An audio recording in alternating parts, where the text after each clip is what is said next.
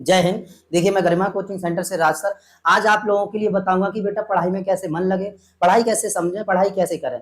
Student लोग कहते हैं कि सर पढ़ाई में मन नहीं लगता, समझ में नहीं आता कि पढ़ाई कैसे करें। तो देखिए यहाँ पर मैंने यहाँ पर ये पहले से अपना यहाँ पर हमने लगा रखा है, जिससे कि आप लोगों को समझाऊं और इसे समझा सकूं।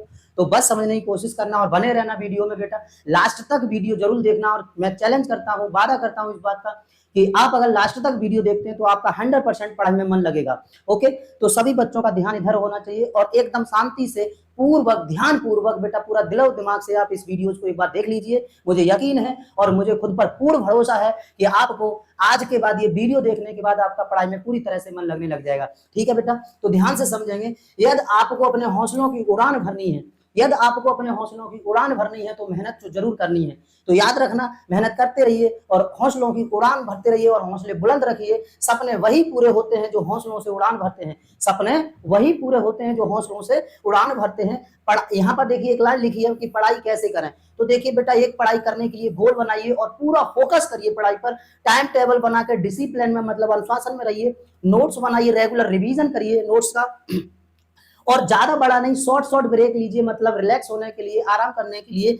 और मोटिवेट रखिए खुद को कि अपने को मोटिवेट कैसे रख पाए, खुद कैसे समझें। मतलब दूसरों को समझने से बेटर है कि खुद को समझिए। जितना आप खुद को समझ लोगे उतना बेटर होगा बेटा जी। तो खुद को समझने की कोशिश ज्यादा करें, कॉन्सेप्ट को समझें और रटे नहीं कभी। रटी हुई चीज ज्यादातर याद नहीं रहती, 2 4 6 दिन याद रहती है फिर भूल जाते हैं। इसलिए कॉन्सेप्ट से समझी हुई चीज हमेशा हमेशा के लिए याद रहती है। तो आप कॉन्सेप्ट से समझिए और बेटा किसी भी टॉपिक्स को रटने की कोशिश मत कीजिए। ठीक है, पढ़ाई में मन कैसे लगे तो याद रखना, जो पढ़ रहे हैं उसे समझ के पढ़ने की कोशिश कीजिए। मतलब जो पढ़ रहे हैं आप उसे समझिए कि क्या कह रहा है, हमें इसमें क्या ये बता रहा है, हमें इसे कैसे समझना है। तो समझने की कोशिश जरूर करें जितना आप पढ़ रहे हैं। इंटरेस्ट के साथ मतलब आनंद के साथ किसी भी सब्जेक्ट को पढ़ें, जरूर समझ में आएगा। यदि आप किसी भी सब्जेक्ट को आनंद के साथ पढ़ रहे हैं तो आपको पूरा समझ में आएगा बेटा। किसी भी सब्जेक्ट या किसी भी टॉपिक को बोरियत फील होकर कभी भी मत पढ़िए। अगर आप बोरियत फील होकर पढ़ रहे हैं तो आपको पूरी तरह से समझ में नहीं आएगा। यहाँ पर आपका माइंड बोर होगा, आप एकदम उसे चकराएंगे, आपको सुस्ती आने लग जाएगी, नींद आने लग जाएगी, चक्कर आने लग जाएंगे। ये लगेगा कि यार अब पढ़ाई में मन ही नहीं लग रहा, किताब को कॉपी को उधर रख दीजिए, साइड कर दीजिए। तो आप कभी भी किसी भी टॉपिक या सब्जेक्ट को कभी भी बोरियत होकर मत पढ़िए, एकदम इंटरेस्ट के साथ पढ़िए, आनंद के साथ पढ़िए। 100% आपका मन लगेगा पढ़ाई में और पूरा फोकस आप पढ़ाई पर कर दीजिए। बेटा यहाँ पर एक बात और छोटी सी, ज्यादातर मोबाइल और सोशल मीडिया से दूर रहिए। छोटी छोटी बातों से जो आपको मतलब आपका रास्ता भटकाती हैं उनसे आप दूर रहिए। जितनी भी छोटी छोटी बातें हैं जो आपका रास्ता भटकाना चाहती हैं, आपको लग रहा है कि इससे हमें नुकसान है, तो उससे आप दूर रहिए, हमेशा याद रखिए। लेकिन स्टूडेंट नहीं, स्टूडेंट लोग गलत बातों की ओर ज्यादा अट्रैक्ट होते हैं, सही बातों की ओर कम से कम ही अट्रैक्ट होते हैं। जैसे मोबाइल हो गया, सोशल मीडिया हो गया और छोटी छोटी बातें कि उसने क्या कहा, उसने हमसे क्या कह दिया, ये क्या कर दिया, वो क्या कर दिया, ऐसी बातों पर ज्यादा फोकस करते हैं। जब ऐसी बातों पर आप फोकस करोगे तो बेटा कहां से पढ़ाई समझ में आ जाएगी, मन लगेगा ही नहीं। मन जब लगेगा जब सबको त्याग कर खुद पर फोकस करो, खुद पर मोटिवेट करो, खुद को मोटिवेट करो और खुद को समझो, तब पूरी तरह से आपका पढ़ाई में मन लगेगा। तो अगर पढ़ाई में मन आपको लगाना है तो दूसरों को मत सुनिए, अपने को सुनिए। अगर आप अपने को सुन रहे हैं तो आपका प्रॉपर पढ़ाई में मन लगेगा। ठीक है, स्टूडेंट लोग तो लोग ये कहते हैं कि यहाँ पर कि सर पढ़ाई में और फिर क्या करें जिससे कि हमारा और अच्छी तरह से मन लगने लग जाए। तो देखिए मैं अब आपको अलग तरीके से एक बात बता रहा हूँ यहाँ पर कि आप और क्या करें जिससे कि और अच्छी तरीके से आपका दिमाग जो है पूरी तरीके से आपका पढ़ाई में लगे।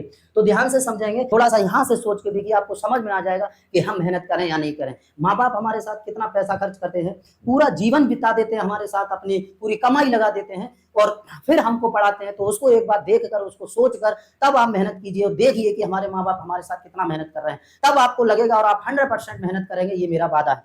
तो बेटा आप एक बार सोचिए यहाँ से कि माँ बाप हमारे साथ जब अभी मेहनत कर रहे हैं तो हम इतनी मेहनत करें, इतनी मेहनत करें कि आने वाले समय में हम उनका सहारा बने और हमको देखकर उनका सीना चौड़ा हो और सोचें एक दिन कि भाई हमने अगर मेहनत की तो बच्चे ने भी हमको अपनी सफलता हासिल करके दिखाई, कामयाबी हासिल करके दिखाई, जिससे कि उनका सीना चौड़ा हो। ठीक है बेटा, तो आप याद रखेंगे और उसी तरह से पढ़ते रहेंगे। और छोटी सी बात मैं आपको बताऊं, अगर लक्ष्य तय करो तो मेहनत करो और अगर मेहनत करेंगे तो आपको 100% बता रहा हूं बेटा, सफलता आपको जरूर मिलेगी। ओके, अगर इसी तरह ऊंचाइयों पर आपको जाना है तो याद रखें कि मत कर तमन्ना तू किसी को पाने की, बड़ी बेदर्द निगाहें इस जमाने की, खुद को बना तू इस कदर की, लोग तमन्ना करें तुझे पाने की, लोग तमन्ना करें तुझे पाने की। तो मेहनत करते रहिए। और बेटा एक बात और मैं आपको यहाँ पर बता रहा हूँ, ध्यान से समझना, मैं आपको ये बताना चाहता हूँ कि पढ़ाई में मन आपका कैसे लगेगा, कैसे मन बनाए पढ़ने के लिए।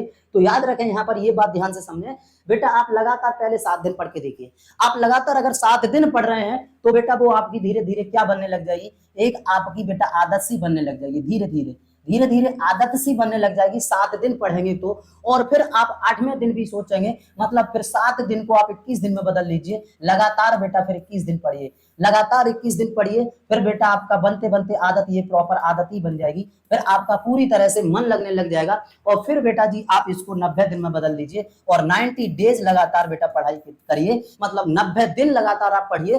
तो कॉन्फिडेंस से कह रहा हूं ये बेटा आपकी दिनचर्या बन जाएगी। क्या बन जाएगी बाबू, दिनचर्या बन जाएगी। और जैसे ही दिनचर्या बन जाएगी तो आपका मन पढ़ाई से कोई ऐसा नहीं है जो आपका हटा सके। तो आपका मन पढ़ाई से कोई हटाने वाला नहीं होगा। अगर आप यहाँ पर 90 दिन लगातार पढ़ के क्या बना लेंगे, अपनी दिनचर्या बना लेंगे। फिर आपको ये लगेगा कि अब इसके अलावा हमें कुछ नहीं लग रहा, कुछ नहीं अच्छा लग रहा। सिर्फ जितने बजे आप जितने टाइम टू टाइम पढ़े हैं उतने टाइम टू टाइम पर आपको जरूर याद आएगा कि अब हमें पढ़ना चाहिए। ओके, तो आप सभी बच्चे इस तरह पढ़ते रहेंगे। सबसे पहले कितना दिन पढ़ना है, 7 दिन। 7 दिन को कितने दिन में बदलना है, 21 दिन। 21 दिन को 90 दिन। अगर आप 90 दिन पढ़ाई लगातार कर रहे हैं तो वो आपकी क्या बन जाती है, दिनचर्या। और जैसे ही दिनचर्या बन जाती है समझ लीजिए आप, फिर आपका मन पढ़ाई से हटेगा ही नहीं और ना कोई हटा सकता है। तो उसी तरह आप मेहनत करिए। और एक बात और याद रखिए बाबू यहाँ पर कि यहाँ पर देखिए स्टूडेंट को अपने पर कभी भी बुक को हावी नहीं होने देना है। ठीक है, यदि स्टूडेंट पर बुक हावी हो जाती है, यदि स्टूडेंट पर बुक हावी हो जाती है तो स्टूडेंट को कभी भी पढ़ाई समझ में नहीं आएगी, वो कभी भी नहीं पढ़ पाएगा।